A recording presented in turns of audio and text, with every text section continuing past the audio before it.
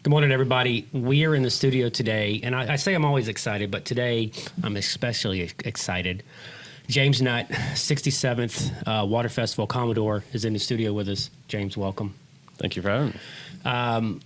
Water Festival is something that happens every year for 67 years, minus 1 year with COVID, correct? Correct. And how long have you been volunteering as a volunteer for the Water Festival? This will be my 17th year. 17 years of volunteering. So what got you invested? Why volunteer with the Water Festival? Growing up with the festival, it was always something that was part of my youth. Okay. And when the opportunity arose, I jumped on it. Did you ever think that you would make it to Commodore? Was that a goal or an aspiration? Not originally, Okay. no. But after you put in enough man hours and time, it becomes feasible. Yep, makes sense. So this year, I'm excited. We just briefly talked about it. So who's the headliner this year? The headliner will be Randy Houser. Randy Houser. And then I love music, and especially kind of a classic rock and an old school kind of feel. So you had your hand in picking of all the musicians, all the music acts? Yes, sir. Okay. And then so you've got two cover bands that are also happening on Rockin' the River and the Commodore's Ball. Lowcountry Supper, sorry. So we've got the Leonard Skinner cover band. Correct. What's their name? Freebird. Freebird. They're Classic. out of Atlanta. Out of Atlanta. And then the Led Zeppelin cover band. Correct. Which one are they? Led Zeppelin 2. Led Zeppelin 2. I'm excited for those. As a musician and as a music connoisseur and a photographer, I'm looking forward to photographing those guys. So let's talk about the Water Festival as far as the group and what it takes to put on one of these festivals. So you guys start planning in September. Correct. And there are 11 volunteers? There are 11 coordinators. Coordinators. Okay, so underneath the coordinators, there are other volunteers. What goes into putting on a festival? A festival such as ours, there's thousands of man hours, 100% volunteer from September all the way to July. I don't think a lot of people realize. I mean, I know we say that at the event, but just to hit home that everybody's volunteering all those hours leading up to the 10-day event that's happening. And then those 10 days, it's a lot of work. Oh, yeah. It's, dusk till late, or dawn till late in the evening, if not till 2 or 3 in the morning sometimes. And you got to get up and do it all over again. Oh, yeah. We hit a little bit of a speed bump normally on Tuesday mornings. Yeah. But we catch our second wind pretty quick. It's a fun time. The dates of this year are July 14th through the 23rd. For the 23rd. And it always ends with a parade on Bay Street, or the Blessing of the Fleet. Yep.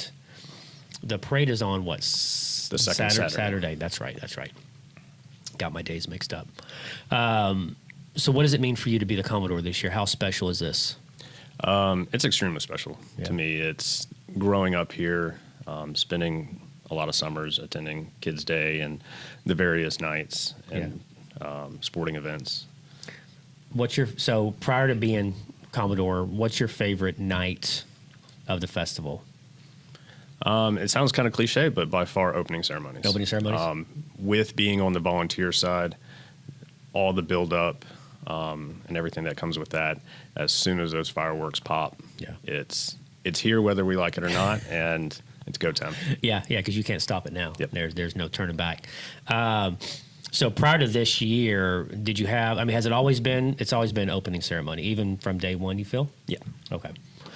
Fireworks have always been there as well, yeah? That's kind of the tradition. As long as I've been there. Yeah, and as far as I can remember, we've been in town for a while, and I feel like it's always been that. It's special. Fireworks are special anyway, and it brings everybody out. And then just when everybody turns and faces the water, and then it just happens, it's like, okay, this is time. And it's one thing that I find unique is the proximity. Yeah. It's, a few hundred yards across the river. Yeah. So you do feel every boom. Exactly right. Yeah. It's an experience that I recommend for everybody to come down. If you can't make it every single night or certain nights, then come down to the opening ceremony night, because you're going to feel that, and you feel the hometown feel. A lot of people coming into town for that. Correct. So last year was the first year for online ticket sales? It was. And so this year, obviously, they can buy tickets online as well. So from a behind-the-scenes standpoint, has that been beneficial? It's been extremely beneficial. Okay. It's expedited gate entries. Yeah. And just streamlined a lot of internal processes. Yeah, for sure. To the point where we did make a very substantial change.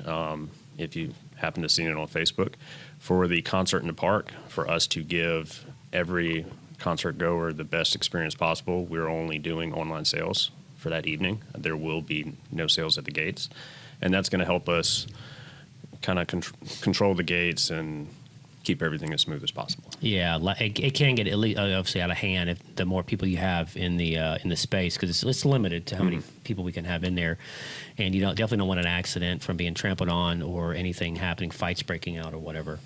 It's a great evening. It's a different atmosphere. Completely feels different from any other night. And so, what about? Are you looking for? So for the Whistlers, do you know that? Is there a history behind that? Where did that come from? There is a history. I am not read on the entire history, but it's definitely one of the more unique aspects. Yeah, and for those that don't know, the Whistlers were the past Commodores dressed up. They have this oversized hat on, and they have their chests or stomach areas kind of painted like a face. Yep. And then there's a trumpet or something on their belly button that acts as if they're blowing that, and they kind of parade down on stage and then come to the crowd a little bit and then go back up. And then tradition is they take it off and then they jump on the Commodore. Correct. And then sign the back of the shirt. And do you plan on keeping that or framing that? Depends how messy it gets. Yeah. I do plan on keeping it. It's one of those special things to have more or less the kisses from the Whistlers and the big old lips. Yeah. And then another messy is the bed race. the end of that, whenever you cross that finish line, I mean, usually the Commodore is bombarded with different things. I mean, from flour, silly string, water, a whole nine. Yep. And up until this year, I've been part of the crew that has implemented some of those. So knowing my history and the staff's knowledge of my history of it, there's some payback. There's some payback, and I've got a few surprises I may or may not shoot back. Okay, all right. So the bed race is a fun day. That happens on what day of the week is that typically? The second Friday. The second Friday, and Bay Street, the upper part of Bay Street. Everybody, businesses come out. They have a bed, and they sit on there, and they run it down, and then they spin around, and then folks on the sideline will spray water and then hit everybody with that. There's still opportunity for folks to sign up for that? Oh, yeah. Okay. Registrations are open. So you can head to the website. We'll have that listed right here. And then registration. You can get your tickets online, the event schedule, the full event schedule. And what's happening between now and are there any events happening between now and actually the beginning of the physical festival? We have one left. June 24th will be our cornhole tournament. Oh, nice. It's going to be at the Burton Wells Recreational Gym. Okay. Online registration ends this Friday, I believe. Okay. And we still have opportunity for a day of walk-up signups. Okay. And that's a two-man team? Four-man team? Two-man team. Two-man team. Okay. So anything else that you think folks need to know about Water Festival this year? We recently had our first edition of an event. We brought in pickleball to our sports criteria. Right. Yep. It was a wonderful turnout, a lot of great feedback, and we're looking forward to it growing exponentially in the years to come. It's crazy how pickleball is just kind of taken over, and our area is supporting that wholeheartedly. I mean, it's a fun sport. All right, so everybody come out on July 14th, opening ceremonies, ending with the blessing of the fleet, on July 23rd at the Waterfront Park. You can buy your tickets online. You can get all your event schedule, information, sponsors. Definitely, sponsors are huge for any event that we have locally. And you guys have a great support system for sponsors. And who's the title sponsor this year? It will be Hargray. Hargray again. I know for a couple of years. Yep. They're a tremendous partner to have in the community. They give a lot of money and a lot of support back to our area. So everything that we do, we're cognizant of the sponsors because sometimes we do sponsor events, but it's great to see these sponsors giving all throughout the year. And I'm sure a lot of them budget, especially for the Water Festival. Mm-hmm. You guys have a ton of sponsors. I mean, there are a lot of different levels, so there are different opportunities to give, but it's fantastic. Yeah, we couldn't work without them. Yeah. I mean, especially the fact that it's a volunteer-based organization, and these sponsors help pay for these bands, for some of the food and everything else that goes into the park rental and all this other stuff that makes this event so much fun. So big shout out to all the sponsors, and especially Hargrave this year.